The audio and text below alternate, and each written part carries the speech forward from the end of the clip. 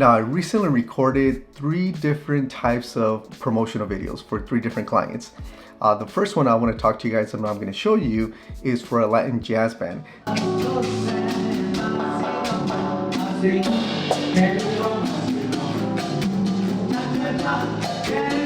Now, they wanted a promotional video that they could actually put on their website, which I actually built their website and I host their website as well.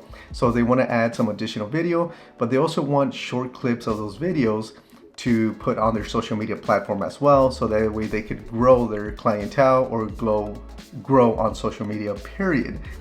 So that's the one that I'm going to be showing you guys first. Now, the second one is for a tax firm client, where I actually recorded some short, less than 30 seconds or 1 minute videos for ads that we're going to run on Facebook and Instagram so they could get lead generation. Now, I ran ads for them in the past and it's worked perfectly. So they want to run some more ads as well. So I'll be doing that for them as well.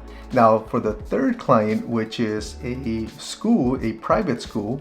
Now, for them, I actually recorded a whole day event where they actually were doing some training with teachers and they had speakers.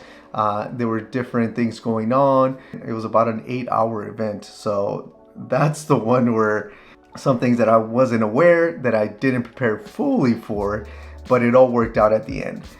So I'll definitely talk to you guys at the end in regards to what happened there. But the first one I'm going to show you guys is the Latin jazz band.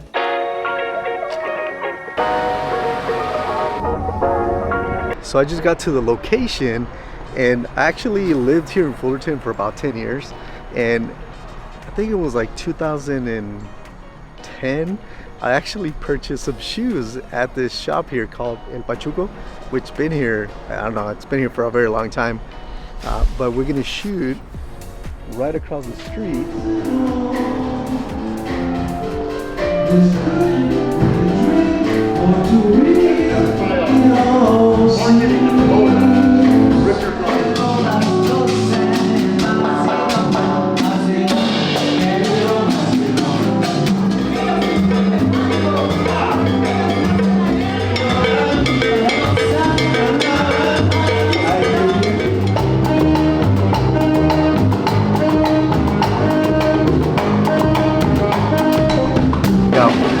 Shoot with the Latin jazz band, this was just a rehearsal, but I just wanted to get some short clips of each band player playing their instrument, so I could clip them and then send them to them so they could put them on their social media platforms, and also some short clips so I could put them on their website. So let's talk about what I use in order to record these videos.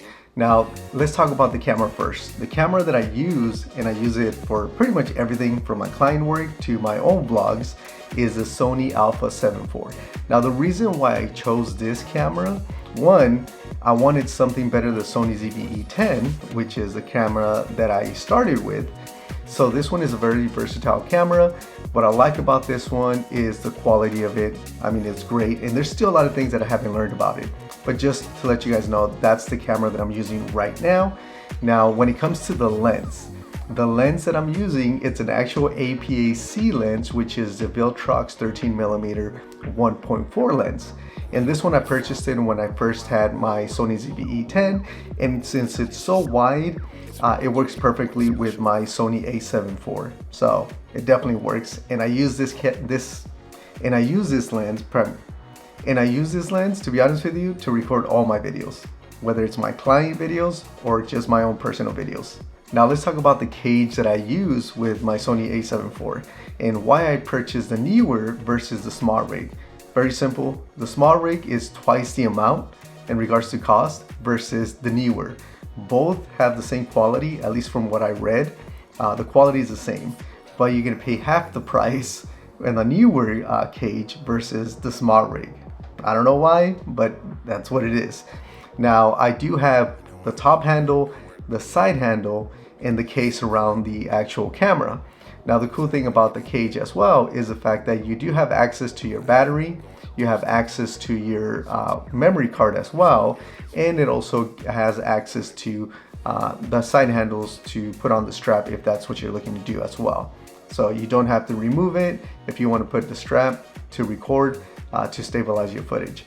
Now, when it comes to the mics, I use two different types of mic. I use a wireless mic, which is a DJI wireless mic, and I also use a directional mic, which is the Rode Video Micro 2, I believe. I'll put the information in the description, but I primarily use the directional mic, the Rode mic, and the reason being, it's not battery operated. You just connect it to the camera and it's good to go. The quality of the audio, I believe, is really good. If you guys let me know right now, I'm actually recording with the Rode mic, so you guys let me know if the audio actually sounds great or not. But that's the mic that I primarily use. Now, the last accessory that I use when I shoot these videos is the exterior monitor, and this one is a Viltrox monitor. But the reason why I got the external monitor, I was shooting a motivational speaker, and because the monitor on the camera is really, it's not that big, it's small, but if you're moving around shooting video, sometimes it's hard to see if you have them centered on the actual screen. So there was some footage that I had shot with this motivational speaker where he wasn't centered on the camera, and luckily I shot enough footage where I was able to actually fix that.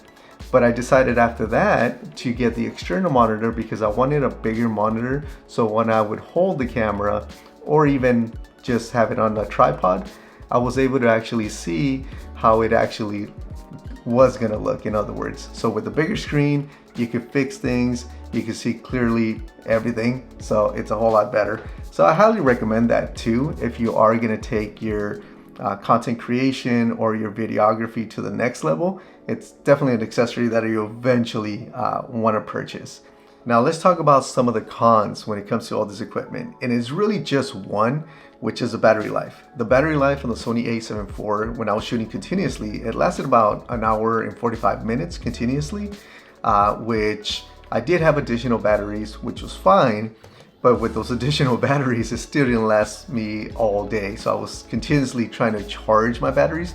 So make sure you take the chargers with you, whether it's the plug-in chargers to the wall or external chargers that you could use while you're actually recording. They will definitely come in handy when you're actually out there recording. Make sure you take that. Now, the other battery is for the external monitor, the Viltrox monitor.